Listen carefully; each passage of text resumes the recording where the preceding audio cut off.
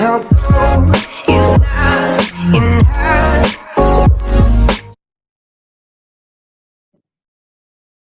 Olá pessoal, tudo bem? Hoje eu estou aqui com o comandante Augusto Nunes. É um prazer recebê-lo, comandante. E para começar, eu gostaria que você se apresentasse e respondendo já a pergunta aqui dos nossos, do pessoal que nos acompanha aqui, dos inscritos e tal. Eles querem saber se tem diferença entre comandante e piloto, né? Eu chamo de piloto, chamo de comandante. Como é que funciona isso? Bom dia, Hugo. Bom dia a todos que estão nos assistindo. Aproveitar e agradecer essa oportunidade, né, Hugo? Obrigado aí pelo convite. Pô, muito legal estar aqui contigo, compartilhando um pouquinho da experiência nossa aqui contigo aí nesse seu empreendimento, né, na internet. Muito legal. Bom, eu sou o comandante Augusto Nunes, conhecido como comandante Augusto Nunes na aviação. Estou na aviação já há 40 anos. Comecei a minha história na Força Aérea. Eu sou formado na Academia da Força Aérea, fiquei na Força Aérea por 8 anos e daí eu parti para a aviação comercial. Entrei na Varig, fiquei na Varig por 19 anos até o fechamento da Varig. Depois tive um breve período de quase 2 anos na VRG, que foi uma empresa que foi comprada, né, no leilão da Varig, ou seja, foi uma Varig remanescente, né, o que remanesceu da Varig, até ter sido chamado para fazer parte do time de fundadores da Azul Linhas Aéreas. Então, eu sou um dos cofundadores, participei lá do Marco Zero, e hoje, além de ser o piloto número 1 da empresa, né, não porque sou mais competente, mas porque eu cheguei primeiro na fila, É o 01. eu sou o piloto 01 e sou também hoje o funcionário mais antigo. Então, vamos lá. Qual é a diferença do comandante para o piloto ou copiloto? Na realidade, pilotos todos somos, comandantes, copilotos, e algumas empresas usam o termo de primeiro oficial, segundo oficial, aquele piloto que não é o comandante do voo. Então, o comandante do voo é aquele que tem reservado para ele o assento da esquerda, né? E é o camarada que tem na tripulação a responsabilidade total pelo voo, né? Ele tem a responsabilidade pelas pessoas, pelo equipamento, pela segurança. Então, na realidade, é ele que dá a palavra final, ele que toma a última decisão, né? Então, normalmente, a empresa promove um copiloto, né, ou um segundo oficial, um primeiro oficial, a condição de comandante, a partir do momento que ele adquire experiência, não só conhecimento técnico, mas experiência, vivência e maturidade para assumir essas responsabilidades e ser a pessoa que toma as decisões. Então, não necessariamente, fazendo uma analogia ao mundo corporativo, né, não necessariamente o gerente, né, é o cara que mais conhece, né, do trabalho. Pode até ser que, tecnicamente, ele tenha mais restrições do que outros, mas para a função gerencial, para tomar decisões, etc., etc., de repente ele é a pessoa mais indicada.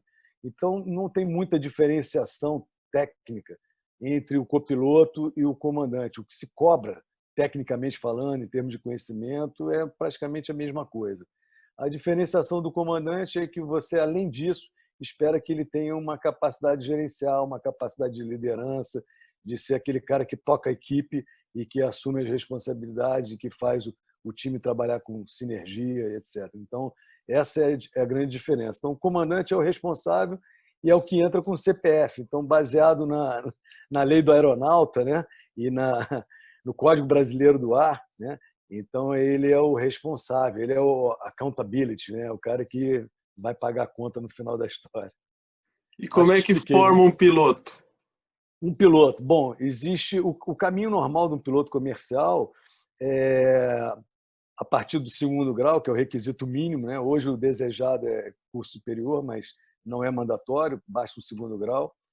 Ele pode entrar numa escola de aviação, fazer as matérias teóricas e prestar banca na ANAC, né? Matérias como aerodinâmica, meteorologia, regulamentos de tráfego aéreo, são as matérias teóricas, né, para se tornar um piloto. E na prática, desenvolver habilidades de pilotagem numa escola de aviação. Normalmente, a gente chama de aeroclubes, né? Ou escolas de aviação, desculpe.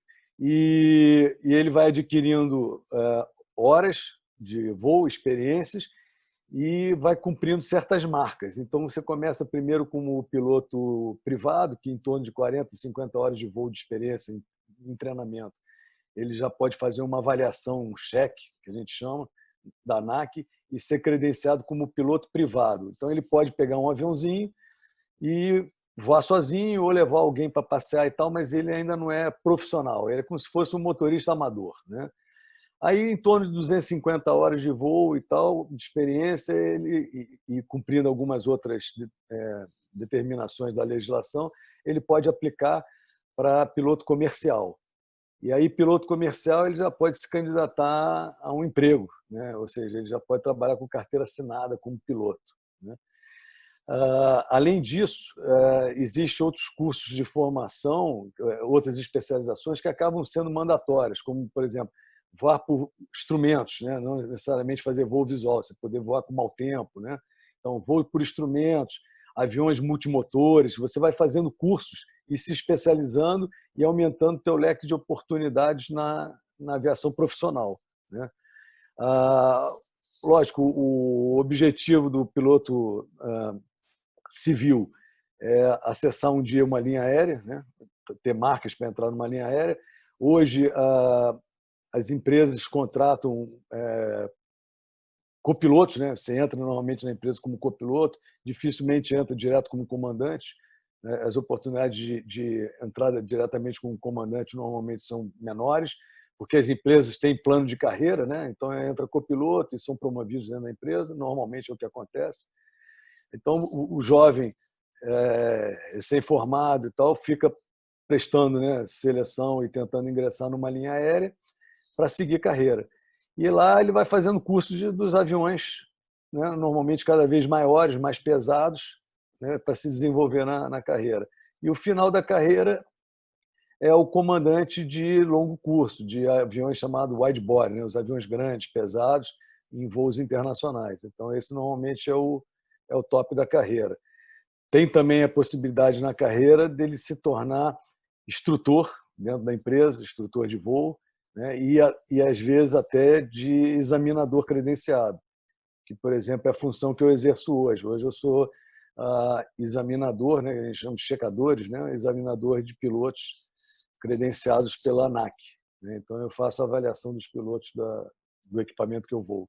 Beleza, obrigado. Respondido aí ao pessoal que tinha curiosidade quanto à profissão. Agora nós vamos entrar no tópico principal aqui, que é a questão do safety, né, da segurança. E eu queria saber como que você chegou, né, nessa área, o que chamou sua atenção, ou foi como eu sempre digo, a área de segurança me escolheu, né, não fui eu que escolhi, eu estudei para ser engenheiro civil a princípio. E aí a oportunidade apareceu, eu fiquei e me apaixonei. Já era algo pensado ou foi algo que veio até Não, você? foi acontecendo, né? Na realidade, na Força Aérea, na academia, a gente tem várias matérias, né? Várias cadeiras, e segurança de voo, na época, não chamava nem segurança operacional, chamava segurança de voo, né? Era uma matéria obrigatória, então a gente cursava, então era o CENIPA, né? Que é o órgão investigador de acidentes aeronáuticos no Brasil, também é um órgão militar e é um órgão que disseminava cultura de segurança, políticas de segurança.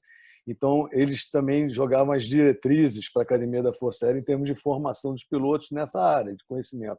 Então, todo piloto comercial ele é inicializado, né, no tema de segurança de voo, segurança operacional.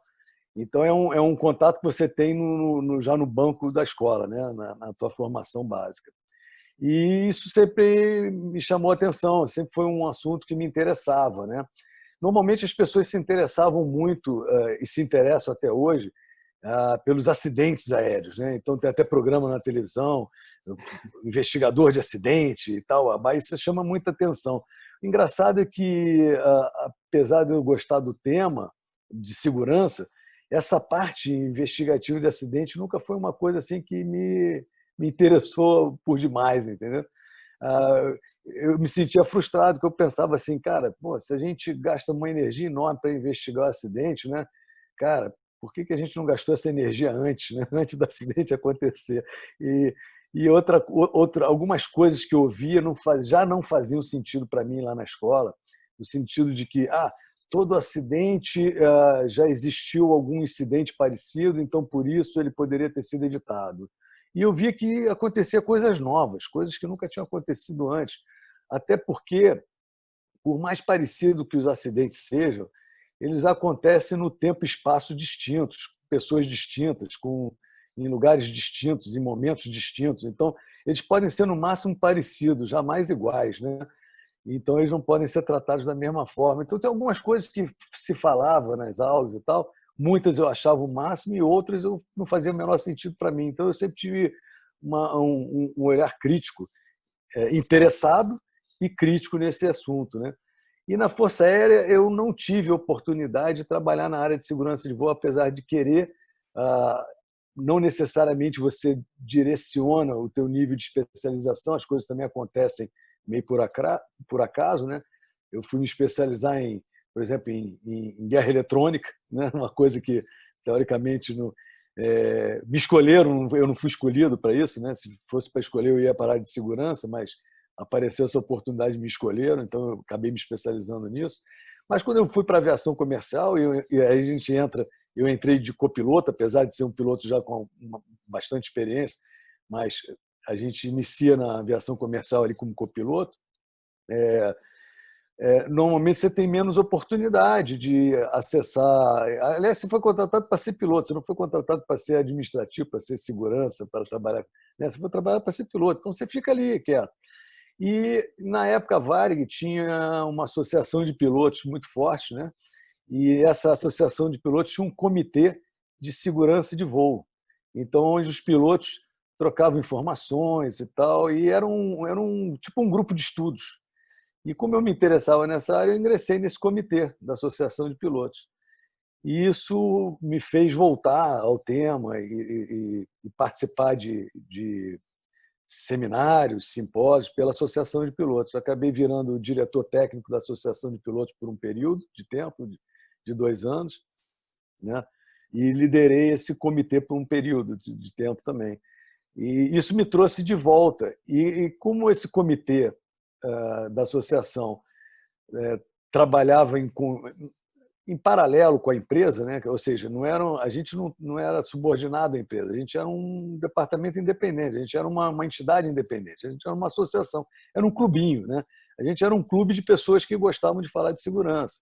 Só que a gente tinha parceria com a empresa, por exemplo, a gente criava encontros dentro da associação para discutir temas e tal, babá, convidava a empresa, tipo assim, olha só, quem vocês quiserem mandar aqui para participar com a gente, é bem-vindo e tal. Então, a gente tinha algumas parcerias com a empresa, informais, né? E um belo dia, na época, a Varig estava implantando um programa que eu acho que vale a pena falar, conhecido no Brasil como FOCA, que é o Fly Operation Quality Assurance. É um programa tipo assim, que nem tem na traseira dos ônibus, né? Como eu estou dirigindo, né? Diz que 0800 e tal. Então, você pegar todos os dados da caixa preta de todos os voos, né? E submeter um programa de computador para ver os desvios daquilo que se esperava que acontecesse. Então, nessa condição aqui de pouso, o piloto tinha que estar com tal velocidade, ele estava com 20 nós acima do que era previsto, né? Então, o computador mostrava esses dados dos desvios operacionais, daquilo que a gente imaginava que seria a operação ideal, e o gestor, com conhecimento desses desvios, podia tomar alguma iniciativa, né? E por eu já estudar essas coisas pela associação e estar envolvido nisso, me convidaram para ser o gestor inicial desse programa na Varig, para montar esse programa. Aí sim, trabalhar não para a associação, mas para a própria empresa. E eu fui lá o responsável pela implantação disso lá na Varig na época, né? E troquei muita figurinha com muita gente no Brasil, no exterior, vendo as experiências de pessoas que já tinham, né, empresas que já tinham esse programa instalado e tal.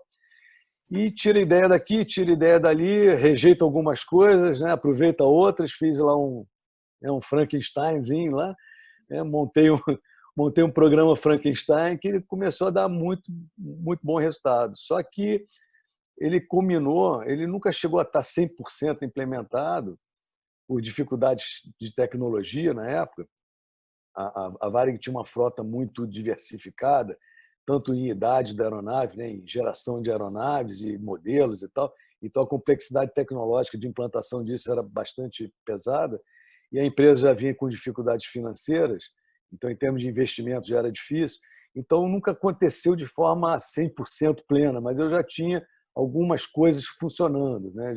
O programa já estava andando, mas não estava 100% instalado. E, nesse período, a Varig fechou e essa empresa remanescente, pela minha expertise nessa área e tal, e que passou a ser esse programa mandatório na aviação, então as empresas não têm mais opção de não ter esse programa, né? Ele passou a ser obrigatório. Então, rapidamente entraram em contato comigo e falaram: não, cara, pelo amor de Deus, fica aqui, ajuda a gente aqui e tal, porque senão a gente vai patinar muito, tem pouca gente que conhece isso, né? Pô, ajuda a gente aqui e tal. E eu fui ficando. E, na realidade, o vice-presidente da Varig que me convidou para desenvolver esse trabalho, ele foi o primeiro vice-presidente de operações da Azul, é um fundador da Azul também, cofundador. Então, e ele já conhecia não só a minha gestão do programa, né, de Foca, mas ele também conhecia minhas ideias de segurança, que eu levava para ele assim: olha, eu vou fazer isso porque eu acredito nisso, eu não vou fazer aquilo porque eu não acho legal. Então, ele já entendia a minha ideia e quando ele me chamou, eu falei para ele: olha só, eu topo o desafio de montar um safety do zero. Aí já não é um programa Foca, é o departamento de safety como um todo, mas eu vou por esse caminho aqui, das minhas ideias meio, né, meio atravessadas, né? Pouco Aí ele falou, ortodoxo. pouco ortodoxo. Ele falou: tudo bem, cara, você tem carta branca. E isso foi definitivo para eu aceitar esse desafio, né? Então, foi mais ou menos essa foi minha trajetória em termos de segurança. Então, aos pouquinhos, eu fui me envolvendo.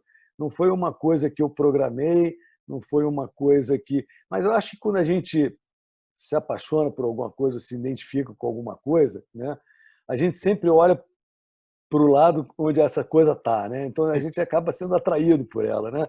Então as coisas vão Verdade. acontecendo, né? Não foi uma Augusto, coisa que eu cavei, não. aconteceu assim comigo também, cara. Eu pensei que ia cuidar de obra e acabei cuidando de gente, que é bem melhor, viu? Mas deixa eu É. te fazer uma pergunta aqui. Quando você começou a buscar, você falou aí no começo que as suas ideias foram primeiro práticas e depois você viu que tinha fundamentação teórica, né? Quando você Uhum. começou a perceber que tinha literatura a respeito, que tinha gente falando sobre isso, como é que você reagiu? Você teve algum encontro com alguma dessas pessoas ou você começou a Sim, ler? Você conta pois aquela é, história foi que você falou do Decker lá, que eu achei sensacional. do Becker. Foi exatamente isso. Em 2000, acho que foi 2010. Acho que sim, 2010. Teve um seminário internacional na PUC de Porto Alegre de segurança operacional. E eu fui convidado para participar de um painel, né, pela Azul, né, contando a experiência dessa empresa nova, né? A empresa, na época, tinha um ano e pouco que estava voando. Então, era uma empresa nova e tal, a nossa visão de segurança. E tinha as outras empresas aéreas, a ANAC participava também e tal. Mas era um evento de 2 dias, quando eu fui convidado, aceitei, eu fui olhar para ver quem é que ia palestrar, né? O que ia acontecer. E tinha alguns palestrantes internacionais, né, e tal, e que eu conhecia todos, menos um, que era o Sidney Dekker. Os outros eu já tinha ouvido falar, já tinha assistido em outros seminários internacionais que eu tinha participado no passado e tal, e eu sabia que mais ou menos cada um ia dizer ali, né? Eu já conhecia a história de cada um ali. Mas do Sidney Dekker, não. Então, era um cara que eu nunca tinha ouvido falar, honestamente, né? E aí, curioso que eu sou, né? Antes do seminário, eu dei um Google, fui lá na internet, dei um Google lá, Sidney Dekker, e apareceu logo de cara um paper, né? Aí eu li o paper, pô, falei: caramba, cara, é o que eu penso. Tipo assim, cara, Eu pô, que fechou, escrevi. né? Não é porque eu escrevi que eu não tinha essa competência, mas tipo assim, porra, cara, o cara Bate, né? escreveu aquilo que eu pensava, o cara, né, conseguiu explicar aquilo que era um sentimento que eu tinha, né?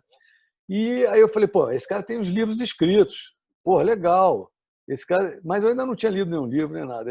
Aí eu fui para o seminário só tendo lido um paper dele e tal. Aí eu falei, pô, vou lá ouvir o que esse cara tem a dizer, de repente vai ser legal. Então ele foi um cara que me despertou a atenção e a curiosidade no seminário de ouvir, né, alguma coisa. Eu falei, pô, esse cara vai falar alguma coisa legal aí, vai ser bacana. E o meu painel foi no primeiro dia, e o Sidney Dekker era a estrela porque o Éder, que era, né, o responsável pela ciência aeronáutica lá na PUC, né, o Éder tinha sido aluno dele, então ele era o convidado especial lá da PUC na época. E ele ia fazer o encerramento, a tarde do segundo dia era toda com o Sidney Dekker, né? E o meu painel foi no primeiro dia, à tarde. Bom, participei do painel e tal, e para variar, eu falei tudo na contramão dos outros colegas meus, brasileiros e tal, criou um mal-estar danado, por sinal, né? Amigos meus chegaram lá falando, pô, cara, tu derrubou tudo que eu falei lá, eu falei, tu falou tudo ao contrário. Aí eu falei, cara, sinto muito, não foi nada pessoal, cara, é que eu acredito em outras coisas, mas tá tudo certo, né? E tal, enfim, criou até um mal-estar danado, e no final das apresentações tinha uma mesa de debates, né? Abriu lá, a gente, os palestrantes sentaram numa mesa para debater com a plateia. O mediador era o Guido, o professor Guido, que eu também conheci nessa oportunidade, também não conhecia. E engraçado, teve muitas perguntas para a mesa, nenhuma para mim. Todas as perguntas eram para os outros, perguntando, tipo assim, por que você faz isso se, né, o Augusto falou aquilo, né? Então foi engraçado. Eu fui para um painel e não respondi pergunta nenhuma, mas foi um constrangimento danado. Mas, enfim, aí no dia seguinte, assisti a palestra do Dekker, eu gostei muito. O Dekker, ele é muito teatral, né? Então ele no palco, ele dá um show, ele tem Performático, né? esse talento, né? Talento de falar em público. É performático, ele é um cara muito da mídia, né? Um cara muito midiático e tal. E foi muito legal, foi muito bacana e tal. Falou coisas fantásticas lá, gostei muito da palestra. E no final teve aquele encontro dos palestrantes ali, e ele chegou para mim, eu fui apresentado a ele e tal, e ele chegou para mim e perguntou assim, vem cá, como é que você na tua empresa conseguiu fazer, na realidade era uma coisa em específico que eu tinha falado, que era proteção de pagamento para as pessoas que se envolviam em eventos de segurança de voo. Você tem que Azul contar tem isso uma aí política direito, que isso aí é eu sensacional. vou contar. Vou contar, de proteção de pagamento. Depois eu entro no detalhe disso. Aí ele, como é que você conseguiu implantar isso na tua empresa? Aí eu respondi para ele, olha, é porque não tinha ninguém prestando atenção, estava todo mundo distraído fazendo outras coisas, e eu empurrei isso goela abaixo e ninguém percebeu. Aí ele riu, aí ele falou, só assim mesmo para a gente conseguir avançar e tal. Quer dizer, tem que pegar as pessoas distraídas, né? E aí fica uma dica já, né, clientes. Augusto? Normalmente a gente fica com medo de tentar coisas novas, né? E aí, porque acha que alguém vai vetar ou vai ir contra, e as pessoas às vezes nem estão percebendo e você consegue fazer e eles percebem a melhora depois. E duas, se você nunca tentar, nunca vai mudar também, né? É aquela história, se você perguntar, ele vai dizer não, né? Então, tipo assim, não pergunta, né? Aí faz e depois vê o que acontece. Não, você tem que também assumir as responsabilidades daquilo que você faz, né? Se você acreditar, tem que tentar, tem que arriscar. Exato. Então, se você perguntar muito, cara, você vai ouvir muito não. Então, o segredo é perguntar pouco. Conta a história da proteção de pagamento que eu achei sensacional. Bom, vou pegar um gancho aqui para explicar por que da proteção de pagamento, né? Para você desenvolver o safety como a gente imagina, que seja que quem faz segurança não é o departamento de segurança, são as áreas operacionais, são as pessoas que estão com a mão na ferramenta, elas que são seguras ou não são seguras, né? Não é o departamento de segurança que é responsável pelo ato das pessoas, e sim elas mesmas, as próprias pessoas, né? Então, baseado nisso, você tem que permitir que essas pessoas dentro da organização tenham um tratamento justo, que eles chamam de cultura justa, né? Você tem que estabelecer uma cultura justa. Cultura justa não é passar a mão na cabeça das pessoas, né? ou ser permissível, né, a coisas que não são legais. Não é isso. É você definir um tratamento justo para todos. Todo mundo sabe o que vai acontecer com ela, qual é o processo, não o resultado final, mas em que processo ela vai estar inserida caso alguma coisa aconteça. Então, você tem que definir o seguinte, olha, você não vai ser julgado por só pelo seu chefe, você vai ter um comitê de especialistas que vão discutir, vão se basear em tais e tais fundamentos. Ou seja, isso tem que estar claro para o trabalhador antes dele fazer o trabalho, não depois, né? Então, ele não pode ter uma incerteza de como ele vai ser tratado. Ele pode ter uma incerteza do resultado do tratamento, mas não do tratamento, não durante o tratamento.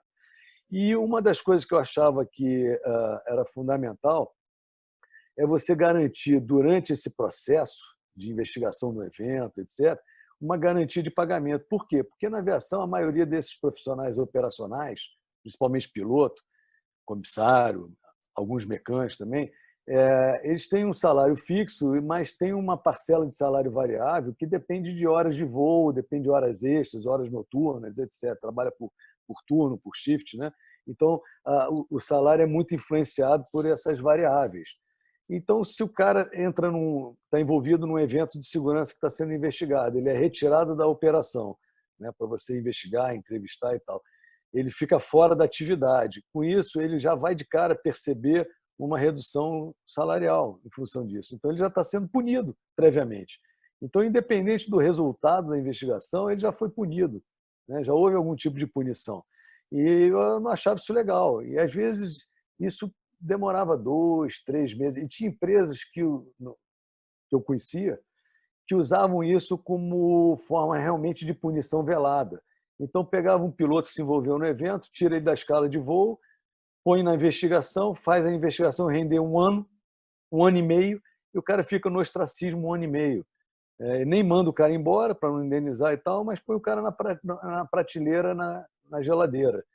E aí não só pune ele, mas dá um recado muito ruim para o grupo. Dá um recado dizendo assim, olha só, presta atenção que isso pode acontecer contigo também, né? Então, eu achava isso muito ruim. Eu falei assim, não, eu não quero isso aqui no Azul, né? Eu não quero que isso aconteça no Azul. Então, um dos caminhos é você criar uma proteção de pagamento, que aí agora o problema, a necessidade de solução do problema passa para o patrão, não está na mão do empregado. Ou seja, o patrão é que quer resolver logo esse troço porque está pagando para um cara improdutivo. Então, ela tem que, né, ter agilidade nesses processos aí de concluir esses eventos.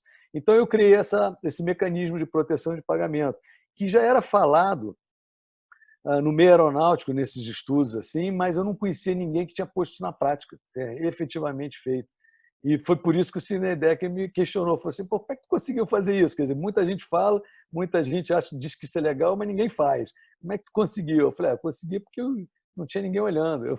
Eu levei lá para o presidente e falei, presidente, assina aqui. Ele, o que é isso? Não, é besteira, é coisa de segurança, aí, assina aí. Aí ele assinou e pronto, está valendo.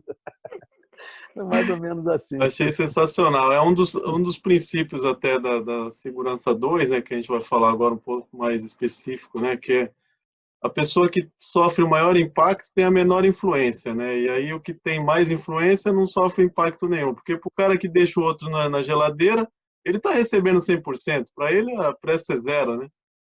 Enquanto que para o cara que está sendo, como você falou, previamente penalizado, já está sofrendo impacto depois se ele for absolvido em tese, ele mesmo assim já pagou, né? Exato. E mais do que isso, isso cria uma cultura, um clima, uma percepção de como é que a gente trata as coisas aqui, né, muito ruim. Então, eu acho que isso para a empresa, para a corporação, isso não é uma boa política. Eu acho ao contrário, isso é bem negativo, né? Então, as pessoas cada vez vão querer esconder mais coisas, não vão querer se expor a julgamentos dos seus chefes e tal, porque de antemão sabe que o peso da punição pode ser desproporcional. Então, eu acho que isso para a empresa isso é ruim, não é só ruim para o empregado que ficou sem salário, é ruim a mensagem que você joga para dentro da empresa, né? Como você transforma a cultura da empresa. E eu acho que segurança, na realidade, é um trabalho de cultura, não é um trabalho de gerência, de gerenciamento, é um trabalho de convencimento, né? Segurança de voo não é uma gerência, né? Ele é mais do que isso, ele é um convencimento, é a formação de uma cultura, de uma mentalidade, né? E as empresas, todas elas, não conheço nenhuma que não diga que segurança vem em primeiro lugar, né? Mas a gente sabe que isso é um grande absurdo, porque, em primeiro lugar, tem que vir o lucro. Se não vier o lucro, não existe empresa, né? Se não existir empresa, a gente não vai falar de segurança, né? Então, na realidade, você tem que sempre conciliar produtividade e segurança. Isso é uma balança que você vai ter que ficar perseguindo, trabalhando. E a produtividade sempre vai falar mais alto, né? Sempre vai falar mais alto. E que bom que ela fale mais alto. O problema é que você não pode calar a segurança, né? Mesmo que ela fale baixinho, ela tem que continuar falando. Ela é aquele cara que fala no teu ouvido, né? Não precisa falar alto, né? Mas tem que falar no ouvido. Então, empresas, eu acho que foi numa live tua, que eu não sei se foi contigo, eu acho que sim, que falou o seguinte: olha, se segurança tivesse em primeiro lugar, né? Isso eu tinha falado para o meu presidente, falei, olha, eu seria o presidente da empresa e não você, né? Na verdade, eu que seria o presidente, né? Porque eu Foi, sou o cara mais foi, importante foi o aqui da Bruno da empresa, Petrobras que ele né? falou, todo mundo fala que a Isso, foi segurança vem em Bruno. primeiro lugar, É, mas o operacional, o VP de ele ganha operações ganha mais. mais do que o... É claro, mas entendeu? Não vem em primeiro lugar, vem junto, sabe? É diferente. Não tem essa de, sabe, de você competir, dizer, não, olha, segurança, segurança, segurança. A gente sabe que segurança, segurança, segurança é bom tu ficar em casa sem sair de casa, né? Sem assumir risco nenhum, né? Mas você abre mão de outras coisas, você abre mão de viver, abre mão de ser produtivo, abre mão de gerar valor, etc, etc. Então, você tem que conciliar, né? Riscos vão ter que correr. Outra coisa interessante bom, depois tu me cobra, eu queria falar um pouquinho sobre a minha visão de risco, sabe? Que Tá, também meu é problema. muito diferente do que a gente vê aí na Deixa eu te fazer literatura. uma pergunta antes disso aqui. Tá? A Azul tem quantos funcionários? Mas toda vez que eu falo de segurança 2, as pessoas falam assim, eu recebo pergunta, inbox e tal. Mas isso é fácil na sua empresa, mas os caras não sabem nem qual é o tamanho da minha empresa. Lá tem 12 mil funcionários, está presente em mais Na sua empresa?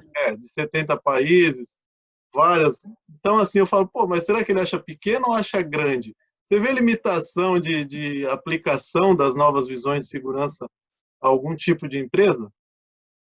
Não, eu não vejo. Eu acho que porque é conceitual, ela não depende do tamanho da empresa, não depende da sociedade em que ela está inserida, do ambiente sociocultural, ela não depende disso, ela é uma crença, é o que eu estou falando, é muito mais do que um gerenciamento de dados, é uma coisa que você acredita ou não acredita, então você aplica em qualquer lugar.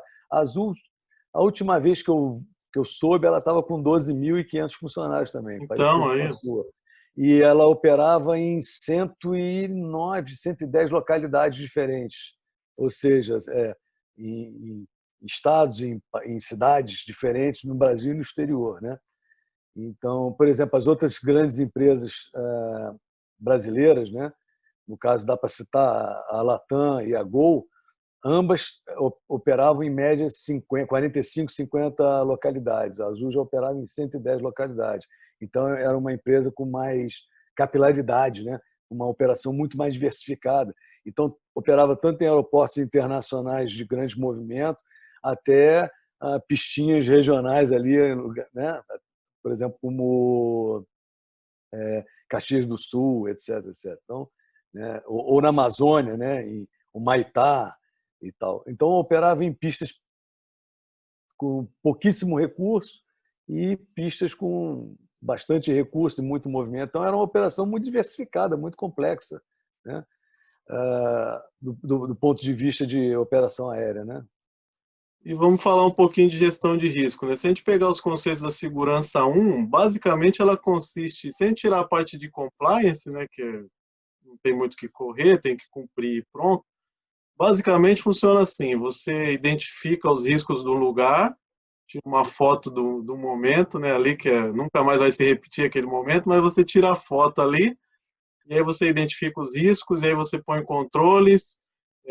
Se eles não forem aceitáveis, você coloca um EPI, ou fica muito nesse ciclo aí que é controle, identifica, controla, elimina ou não, segue aquela hierarquia.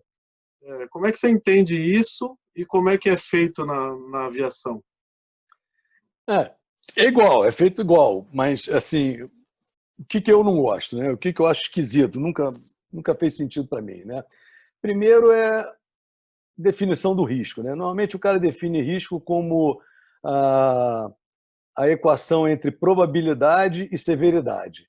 Aí você vai classificar se o risco é aceitável ou inaceitável. Então você fala assim, bom, vou dar um exemplo bem ridículo de aviação, mas que vai ser fácil. Eu gosto de exemplos assim bem simplórios, né? E fica fácil para todo mundo entender o que eu estou querendo dizer. Tem um aeroporto, como eu falei, tem aeroportos internacionais cheios de recursos e tal, babá, e tem aeroportos que têm pouquíssimo recurso. Então você vai para um aeroporto desse de pequeno recurso, você vai ver lá a seção de combate a incêndio, né? Ele tem só ali um bombeirinho com extintor portátil de mão e tal, que é capaz de extinguir o fogo, talvez numa aeronave de pequeníssimo porte. Então, ele só tem essa capacidade. Então, a gente categoriza o combate a incêndio dos aeroportos em várias categorias. 1, 2, 3, 4, 5, 6, então, as categorias. E encaixa as aeronaves nessas categorias. Então, eu posso operar regularmente, comercialmente, a ANAC me autoriza, a regulação me autoriza a operar nessa localidade, se a minha aeronave estiver dentro da capacidade de combate a incêndio que está instalada no aeroporto, a capacidade física. Tá? Tem lá tantos caminhões de combate a incêndio, tantos bombeiros, a brigada, né? A brigada de incêndio tem esse porte. Então tá legal. Só que aí existe o interesse comercial, existe o interesse político, por exemplo, de ter para desenvolver a cidade, o estado. Pô, a gente está precisando aí de uma atividade aérea e tal. Então existem várias pressões, não só comerciais, mas até sociais e políticas, para a empresa operar nessa cidade que tem um aeroporto que ainda não tem a melhor infraestrutura para suportar a categoria da tua aeronave. Então, por exemplo, a categoria de incêndio lá do aeroporto X é 4, só que sua aeronave é a categoria 6 de combate a incêndio, então é incompatível, né? Aí o cara chega e fala o seguinte, vem cá, mas você vai operar quantas vezes por semana lá? Não, eu vou fazer 2 operações por semana. Então a probabilidade de incêndio é baixa. O risco de incêndio vai pegar fogo, não vai combater, vai morrer todo mundo. Mas a probabilidade de pegar fogo é pequena, porque você só vai lá 2 vezes por semana, e a gente tem uma estatística que diz o seguinte, um avião pega fogo a cada 100 milhões, então vai levar 100 milhões de vezes para tu chegar, né, de voos para tu chegar lá, né, até você enfrentar um fogo, né? Então o risco passa a ser aceitável, não porque a severidade é baixa, mas porque a probabilidade é baixa. Então ele limita assim, olha, até 3 operações por semana você pode ir, mais do que isso você não pode não, porque aí o risco fica inaceitável. Para mim isso não faz o menor sentido. Até porque quem assume esse risco, considera esse risco aceitável pela diminuição da probabilidade, pela exposição, não é quem vai correr o risco. Você não avisa para os passageiros dizendo, senhoras e senhores, hoje nós estamos decolando para um aeroporto onde o combate, né, a capacidade da brigada de incêndio é inferior à necessidade dessa aeronave. Então, os senhores estão indo por conta e risco. Né? Mas a chance é pequena, pode ficar tranquilo. Mas quem assume esse risco não é necessariamente voa, né? quem corre o risco, é a autoridade que está lá no gabinete e tal, que sofre outras influências. Influências de quê? Cara, a gente precisa de uma atividade aérea lá, a gente precisa, como por exemplo, a gente tinha que ir para uma cidade, não podia interromper a operação naquela cidade, apesar de não estar nas melhores condições, porque naquela cidade não tinha hospital, então as pessoas se acidentavam, isso lá no norte, de motocicleta, todo dia tinha uns 3, o pessoal só andava de motoneta, todo dia tinha uns 3 ou 4 com fratura exposta na perna e tal, e todo voo que a gente fazia para lá, isso na época ainda da Vale, todo voo que a gente fazia para lá, a gente transportava 3, 4 macas para as pessoas serem operadas e serem tratadas em outro centro maior, de infraestrutura hospitalar maior. Então tem um lado humanitário, tem um lado social, tem um lado político, tem um lado econômico, enfim, existem várias pressões que fazem com que as pessoas que tomam decisão no sentido de assumir riscos, né, sejam menos ortodoxos. Então, gestão de risco é sempre subjetivo, é uma análise de alguém, né, que sofre várias influências, e para isso eu recomendo aquele livro do Eric Honegger, que é o ETO, o Efficiency Truthfulness Trade-off, né, que as trocas, né? As influências, as trocas, as negociações de como é que você toma as decisões, né? O que você abre mão em troca do quê. Então, não só as pessoas como as organizações sofrem essas influências na hora de tomar decisão. Então, o gerenciamento de risco é você documentar uma aposta que você fez, muito mais do que uma abordagem científica. Então, a análise de risco, para mim, é uma aposta que alguém fez. E nem sempre é a pessoa que vai pagar a conta ou que está exposta ao risco. Normalmente não é. Ela assume um risco para outras correrem esse risco, né? Eu falei numa Então, outra live também, né, que os caras deram $100 para um investidor lá do Wall Street, ele investir. Aí o cara comprou um papel arriscado pra caramba lá, com possibilidade de ganho enorme e tal. Aí os caras pegaram e falaram, agora pega 100 teu e investe. Aí ele foi e pôs na renda fixa. É mais ou menos isso aí, né? O cara com dinheiro alheio, o cara é arrisca, mais ou né? menos. Com É, dinheiro meu, então, por exemplo, eu não vou falar sem grande conhecimento de causa, mas, por exemplo, você tem lá a barragem que desabou, né? Mas antes o técnico disse que o risco daquele vazamento ali era aceitável e tal, blá, blá, blá. Bom, ele fez isso o quê? Baseado em histórico, em estatísticas e blá, blá, blá. Só que você nunca sabe qual o dia que você foi premiado, né? Então, eu dava muito... Você acha na internet algumas palestras que eu dei, tanto lá no ITA, em outros lugares aí ao longo dos anos passados. Tem uma, se não me engano, também da 2009, 2008, alguma coisa assim, e que tem lá um slide que é uma roleta no cassino, né? E o título é assim, sorte ou azar, né? Sorte versus azar. Então, quando você vai no cassino, você pega teu dinheirinho, né? Vai fazer sua aposta, né? Ou numa ação, como você falou, você tem o teu cacife que fala, pô, esse dinheiro aqui é um dinheiro que eu posso perder aqui, não comprometo o meu aluguel, né? Ou seja, então é um dinheirinho que eu posso apostar, que se eu perder está tudo certo. Então você vai lá e aposta no sete preto, né? Qual a chance de dar sete preto? Estatisticamente, se tem 37 opções, né? Uma para 36. Você faz lá a probabilidade e vê qual é a tua chance de aquilo acontecer. O sete preto pode sair na primeira rodada, como pode levar 10 anos e não sair. A estatística serve para explicar o passado, ela não serve para prever o futuro. Então, esses indicadores, esses gráficos de tendência, né, que pega o dado histórico e projeta o futuro, né, nunca funciona. Nunca. É 100% errado. Ele é falso. E a maioria da gestão é baseado em dados históricos, em projeções. Então, isso aqui essa curva está se comportando dessa forma, então quer dizer que amanhã vai acontecer isso. Não necessariamente, né? Se você não fizer um estudo não só quantitativo dessa curva, né, mas um estudo qualitativo, entender o que influencia nessa curva e saber se esses fatores que influenciam continuarão influenciando amanhã ou não. Então, eu vou lá e aposto no 7 vermelho na roleta, no 7 preto na roleta. Aí dá 8 vermelho, eu perdi, dei azar. Mas se der o 7 preto, eu dei sorte. Aí eu digo o seguinte, então tá, então o teu resultado depende sempre da sorte? Sim. E o que eu chamo de, como eu defino sorte? Sorte, para mim, é tudo aquilo que faz parte do sistema que eu não conheço e, obviamente, não controlo. Aí eu chamo de sorte. Se eu fosse um super físico com um supercomputador, eu ia olhar para aquela roleta e analisar, bom, a massa do prato é tanto, a massa da bolinha é tanto, o coeficiente de atrito é tanto, o movimento inicial é esse, o movimento final é esse, o atrito, o arrasto, o vento. Eu ia botar todos esses dados no computador e o computador ia me dizer assim, joga no 10 preto que agora vai dar 10 preto. E eu ia ganhar, porque eu controlei todo o processo do início ao fim. Eu tinha controle de tudo. Eu não conheço nenhuma atividade humana que a gente controle tudo. Ou seja, o resultado final ele tem muito a ver com sorte ou azar, ou seja, com componentes que eu não conheço, que eu não percebo e que eu não controlo. E é muito estranho você achar, criar, a partir do pressuposto que é razoável, você achar que um dia vai controlar tudo. Na realidade, é o contrário. Se você assumir que não vai controlar tudo, você tem uma oportunidade. Uma oportunidade de trabalhar o quê? Eu consigo lidar com qualquer resultado, não só com a sorte, mas eu consigo também lidar com o azar. Como assim? Porque o dinheiro que eu apostei era um dinheiro que eu podia perder. eu não apostei o aluguel da casa, né?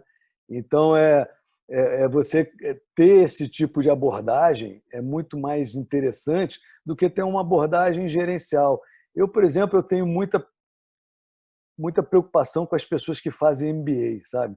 Porque as pessoas que fazem MBA vêm com a máxima de que eu só consigo administrar ou controlar aquilo que eu consigo contar, mensurar. Eu preciso botar números em tudo, eu preciso mensurar, eu preciso fazer projeções. Então o cara é meio que doutrinado, né, em cima desses dogmas que para mim já não fazem.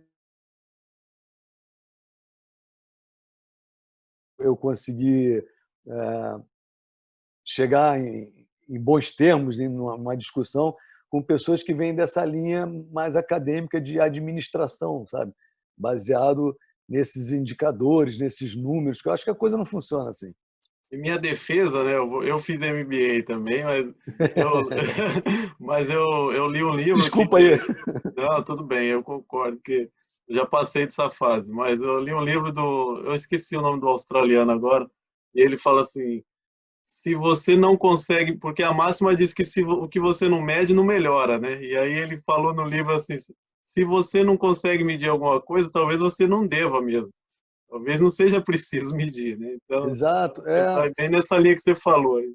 E outra, e às vezes você está medindo uma coisa, mas na realidade, para tentar te convencer, te convencer não, afirmar uma coisa que você já acredita, ou seja, você vai atrás de números, né, Para justificar a para sua crença, né? exatamente justificar as suas verdades, e não necessariamente números isentos, né, números ali que você seja inseguro em relação a eles. Esses números são os melhores, aquele que você não tem muita certeza.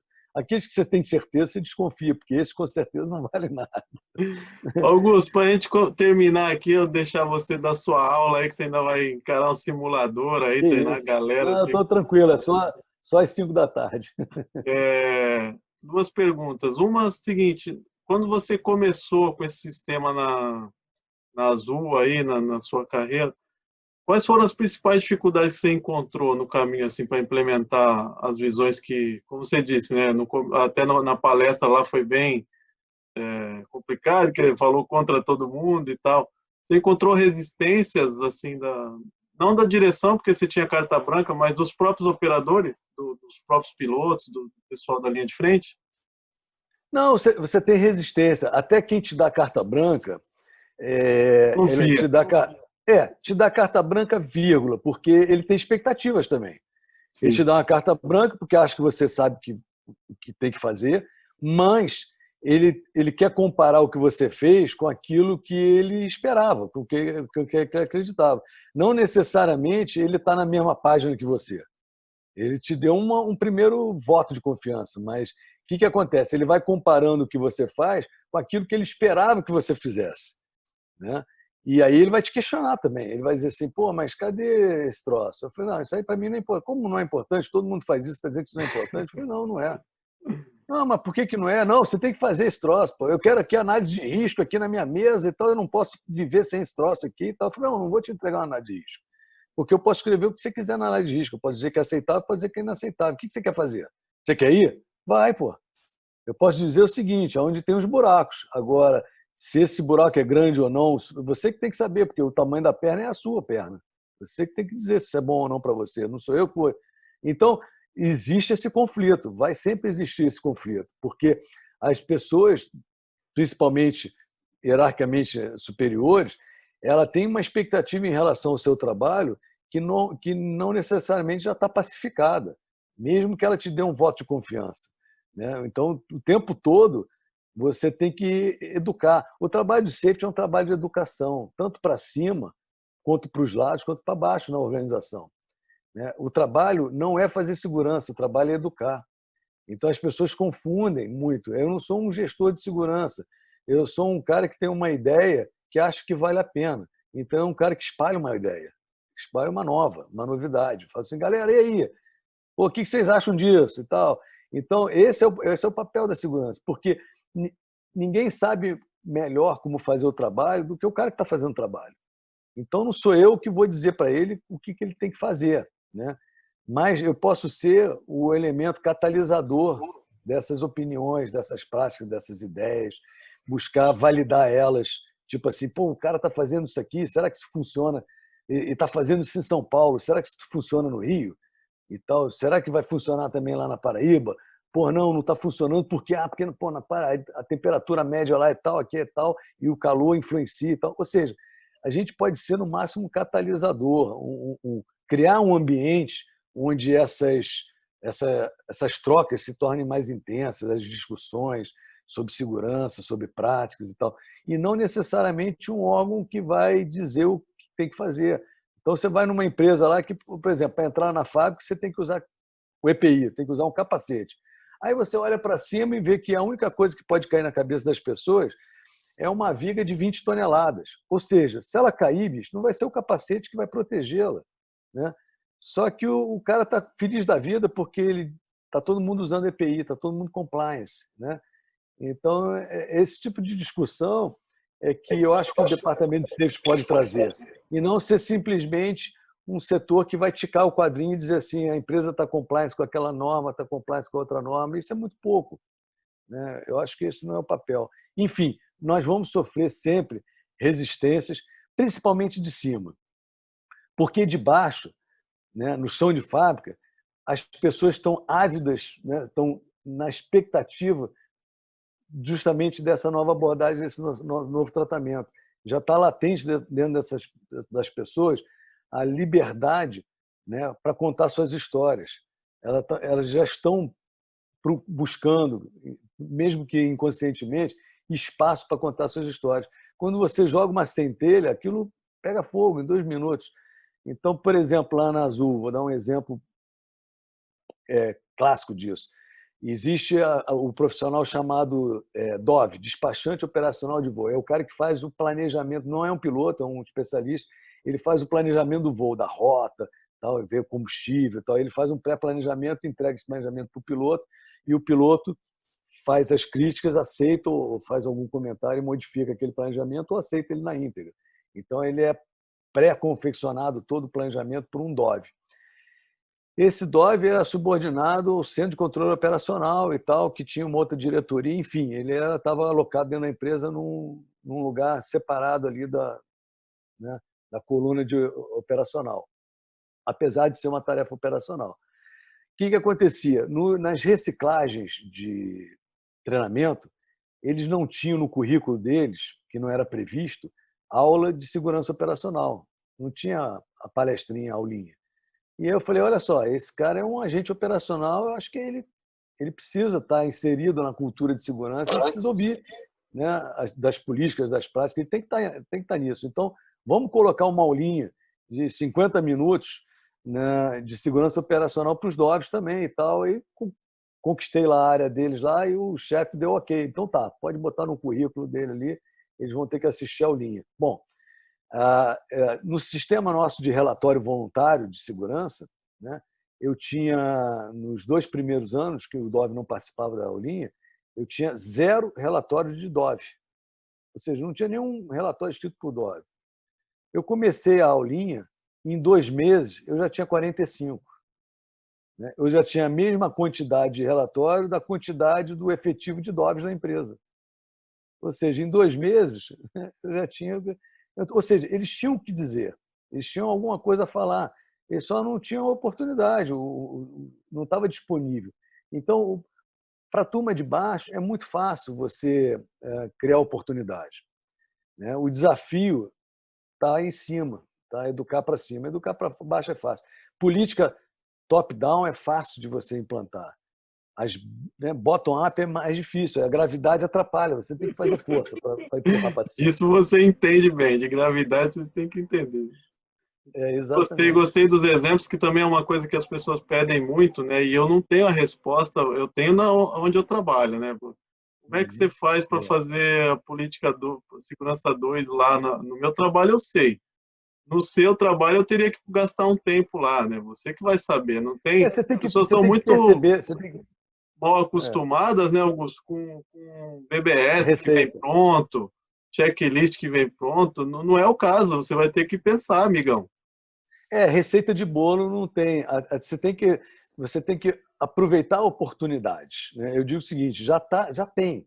O que você precisa já existe.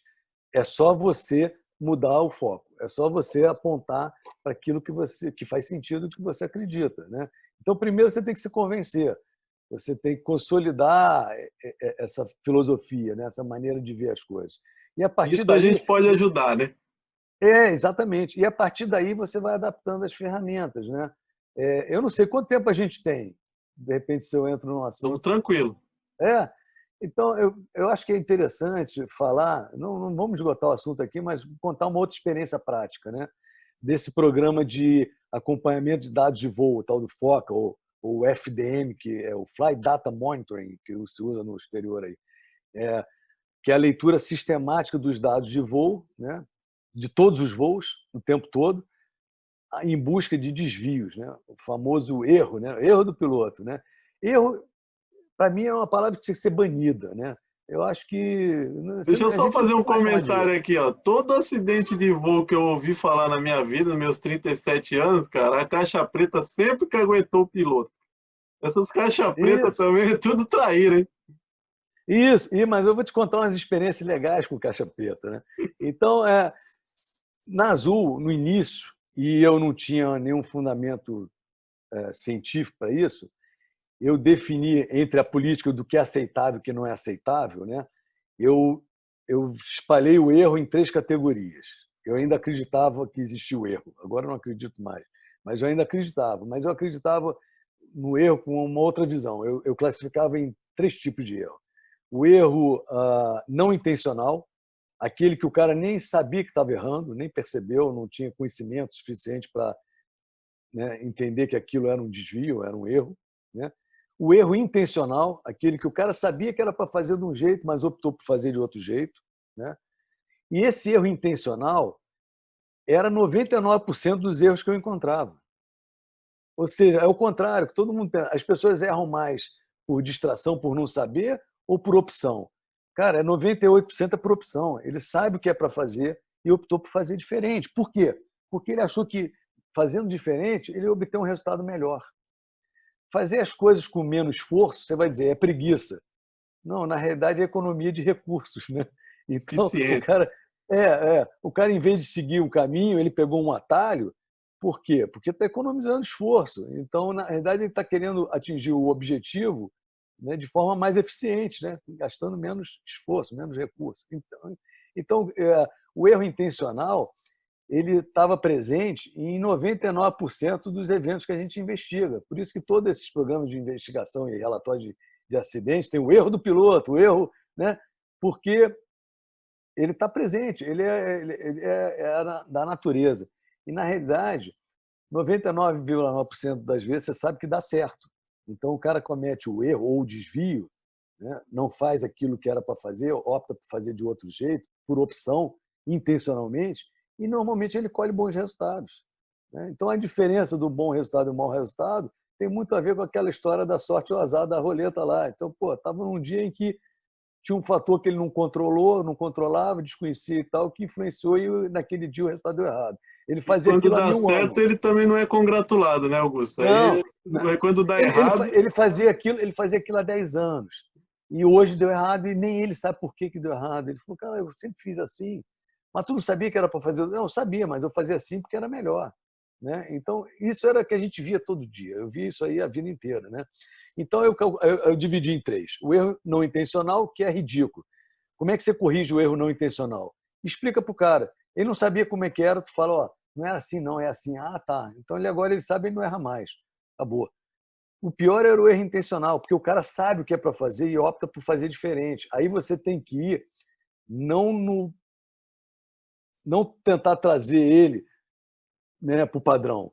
Você tem que entender o que faz ele sair do padrão, ou seja, trabalhar os fatores que influenciam na tomada de decisão dele, né? Então, o erro intencional ele é rico de aprendizado. O erro não intencional ele é idiota. O cara não sabia, tu fala para ele, o caminho é aqui, não é ali. Ah, tá, agora eu sei, eu vou por aqui. Então, é muito simples de resolver e muito pouca oportunidade tem nisso, porque ele acontece muito raramente. O erro intencional é que acontece sempre. Agora existe o tal da maçã podre, né? Aquele cara que, porra, por imperícia, imprudência ou negligência, pôs tudo a perder, né? Então é aquele cara que a sociedade clama por uma reparação, por uma, eles chamam nas empresas de política de, não é compensação, não, é política de consequências. Ele fez uma coisa, isso tem que ter uma consequência, né? Consequência é um rebaixamento, uma punição, uma advertência, enfim. Então tem que ter a política de consequências. Então, é famoso, como é que a gente lida com a maçã podre? Alguns teóricos dizem que maçã podre não existe. Eu acho que existe. São poucas, muito poucas, mas existe. Não é o cara que sai de casa para fazer um mau trabalho, mas é um cara que sofre de alguns desvios de caráter ou de personalidade natural do ser humano, né? Excesso de vaidade, de ambição, etc. Isso todo mundo é acometido por isso, uns mais, outros menos. E isso pode chegar a um nível que interfira, né, na realização do trabalho. Então, acontece? Acontece. É raro chegar nesse ponto? É raro. Tá. Mas como é que eu defino o que é um comportamento dentro do desvio, dentro do erro intencional? Qual que é aquele que é aceitável e qual que não é aceitável? Então, eu criei na Azul um comitê que é itinerante, ou seja, ele não é fixo, ele não são os eleitos para julgar, são aqueles que, dependendo do assunto, são os especialistas disponíveis no momento para julgar aquele assunto.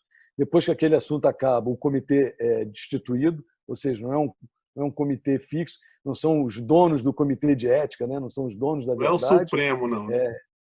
Não é o Supremo, então ele vai julgar, ele vai ser composto de acordo com a necessidade e o momento, né? Porque o entendimento também, o que é aceitável no passado, hoje, pode não ser mais ou vice-versa. Por exemplo, minha avó de biquíni na praia em 1910, de repente não era aceitável, né? Hoje, é óbvio que nem se cogita, né, ir para a praia sem estar de biquíni, enfim. Então, eu acho que isso é muito volátil. Então, eu não queria traçar uma linha reta sobre o que é aceitável e o que não é aceitável. Então, eu julgava assim, o erro intencional tem o erro intencional e tem a violação. O que é a violação? Eu apelidei a violação do erro intencional por motivo fútil, ou seja, muito desproporcional à motivação para o ganho.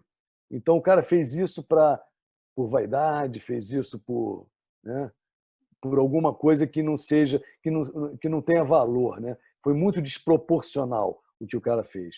E quem vai julgar isso, se esse erro intencional é uma violação ou não, vai ser um comitê que entenda daquele assunto, né? Não necessariamente é um comitê para todos os assuntos, né? Não são os eleitos, é aquele comitê. Então, eu criei essa estrutura dentro da organização. Então, como é que acontece no programa de análise de dados de voo? Tem um analistazinho lá e ele fica vendo os voos. Os voos é o número do voo. Você não tem o nome da tripulação. Você não sabe quem é o piloto que está voando. Você está vendo ali. Aí você vê um voo que tinha um desvio bastante significativo. Fala, caramba, o cara está com o dobro da velocidade que devia estar aqui e tal, inclinou muito, não sei o que, caramba, isso está esquisito. Aí você vai fazer uma análise um pouco mais completa e você sabe o que aconteceu, mas você não sabe por que aconteceu. Você sabe que o avião inclinou 90 graus, mas você não sabe por quê. Quem sabe por quê é o cara que viveu. Aí o que você faz? Você chama o piloto para uma entrevista.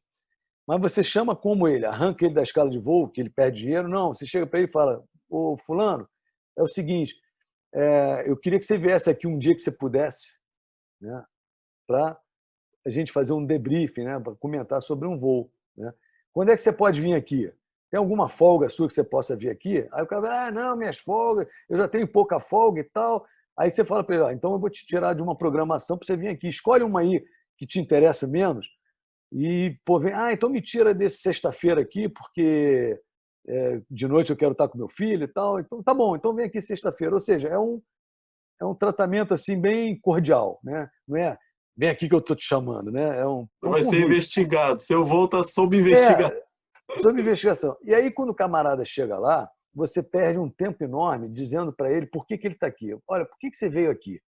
Porque eu preciso aprender contigo. Ou seja, eu não estou aqui para te ensinar nada. Eu estou aqui para aprender com você. Ao contrário, você vem me trazer um presente. Você vem me trazer um conhecimento que eu não tenho.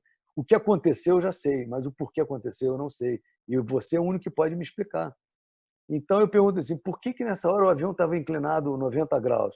Ele falou, pô, Augusto, nessa hora, pô, eu pedi um cafezinho, a comissária me trouxe, pô, eu derrubei o café quente, né, na minha calça aqui, aí eu dei um pulo assim, esbarrei no comando e o avião inclinou. Eu falei, ah, tá, entendi. Então, de repente, pô, cafezinho pode ser uma ameaça, né?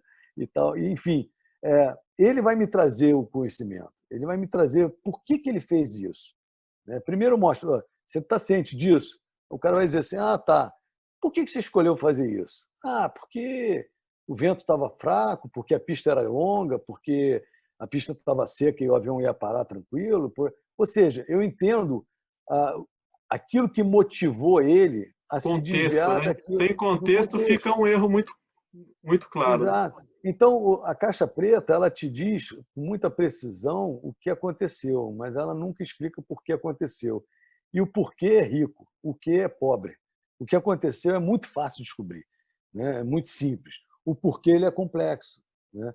E é onde está o grande ensinamento. E aí, o que acontece? Quando você trata né, o teu colega, né, dessa forma, dizendo o seguinte, cara, você tem um presente para dar para a gente, não é a gente que vai te cobrar de nada, é o contrário, é você que vai nos beneficiar com o teu conhecimento. Tal.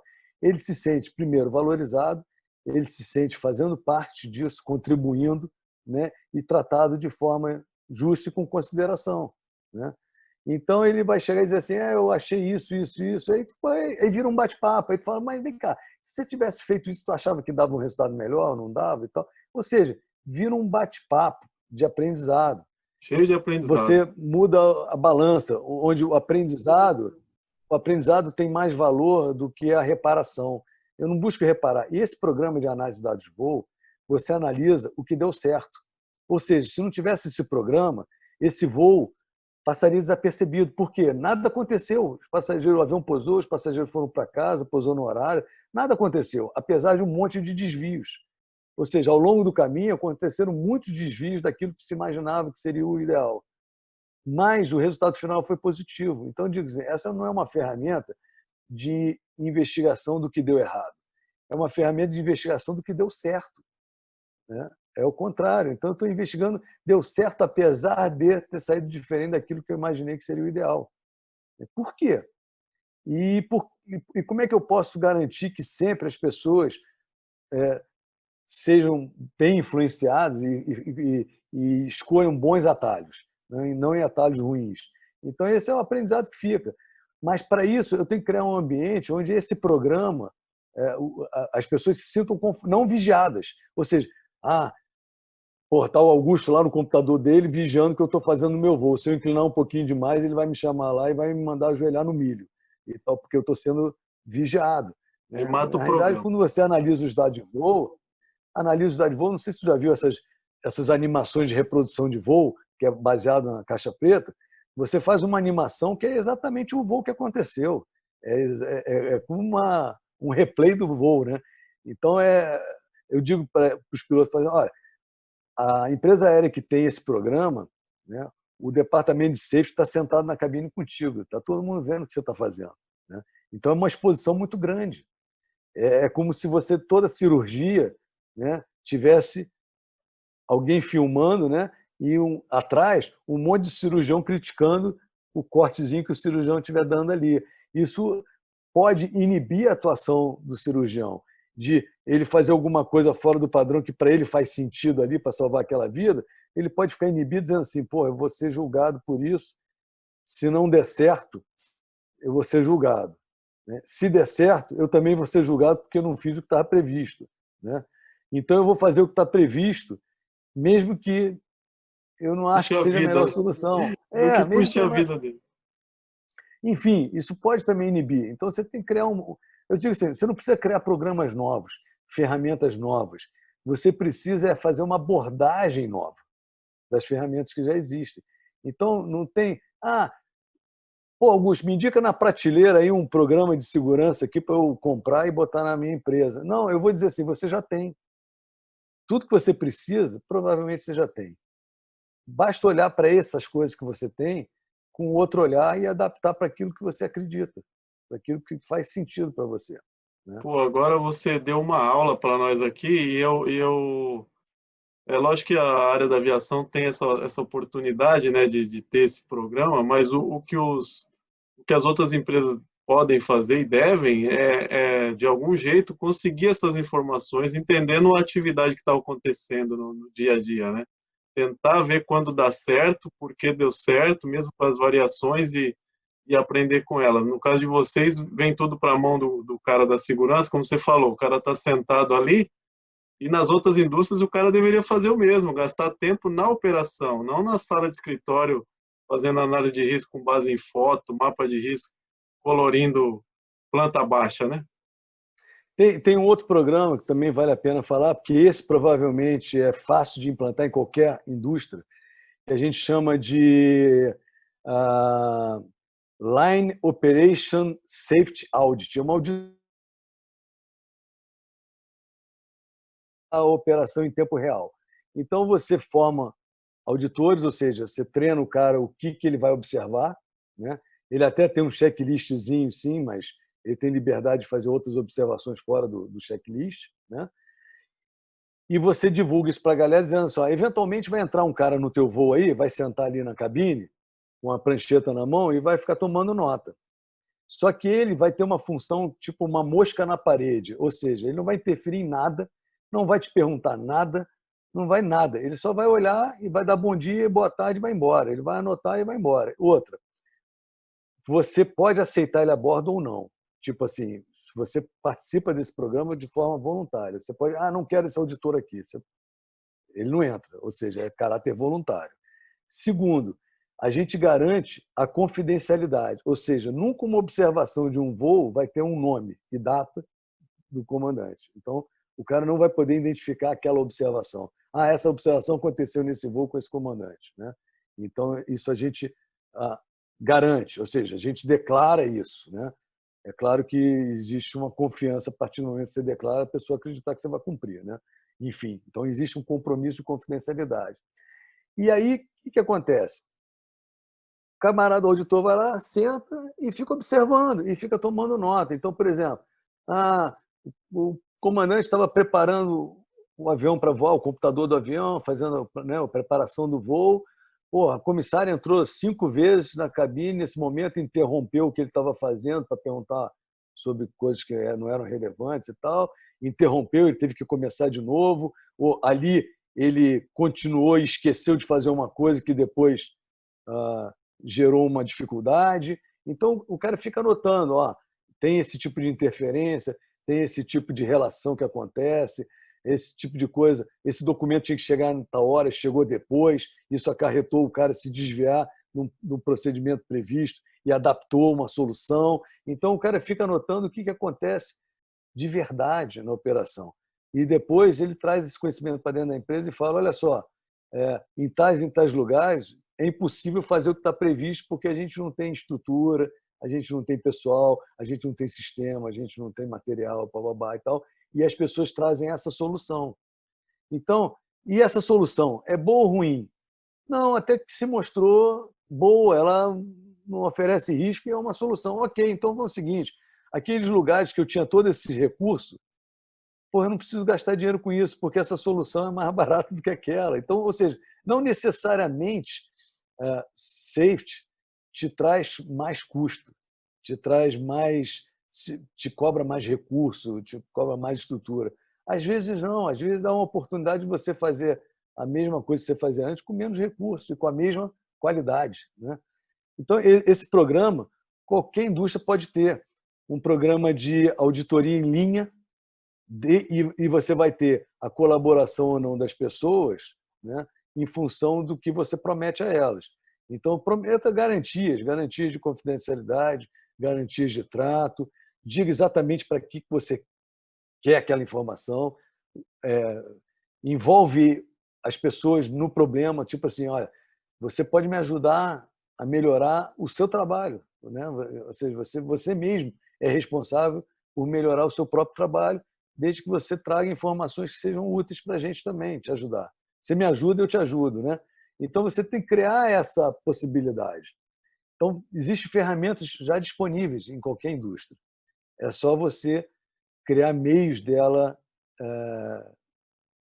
alcançar essas oportunidades.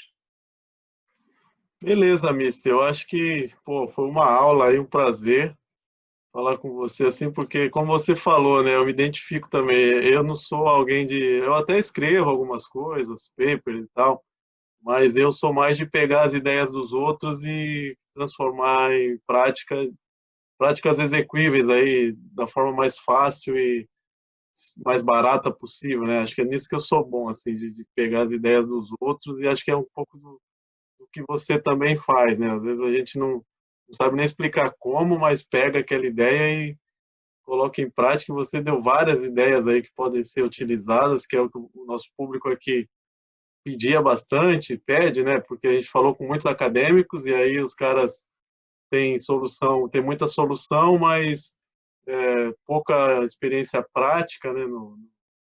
De assim de fazer mesmo, estar na linha de frente, de ter colocado em prática, às vezes não tiveram oportunidade mesmo, porque vivem na universidade, né? Fora a sua humildade, meu, eu até falei para você aí, cara, o pessoal tem um meio preconceito com o comandante aí, com o piloto, acho que os caras são meio, os caras Arrogante? acham arrogante, porque eles passam lá todo engomado, a gente está na cadeira esperando, os caras passam lá, todo engessado lá, e não olha para Aquilo é só gente. pose, rapaz. E, pô, para mim foi um prazer. Faltou alguma pergunta aí que eu não fiz que você queira falar? Esquecemos de Não, eu acho que esse tema ele não se esgota, né? Nem com é. uma, nem com 1000 papos como esse. Então, tem muita oportunidade. Eu quero me colocar à disposição de vocês e das pessoas que participam aí da tua rede, né? Para trocar informação, trocar figurinha, né? Passar lá a minha experiência, a minha vivência lá, das maluquices lá que eu fiz lá. Com certeza, vamos falar assim, com certeza muitas bobagens, né? E alguns acertos, mas estou aí à tua disposição. Eu sou muito mais, como você viu, né? Muito mais prático e simplista. Não que eu não goste da academia, adoro a academia, gosto da parte científica e tal, mas assim, eu acho que só vale a pena se a gente conseguir traduzir isso para alguma coisa que seja palpável, né? Que seja concreto e visível. Então, conta comigo, se alguém quiser entrar em contato comigo de qualquer forma, por e-mail, através de qualquer ferramenta dessa aí, eu estou à Vou deixar disposição. o perfil do seu LinkedIn aí na descrição do vídeo para quem Isso está quiser legal, entrar em tranquilo. contato. É E a só gente se chamar. fala. Obrigadão. Hugo, obrigado. Um abraço forte para você. Um abraço.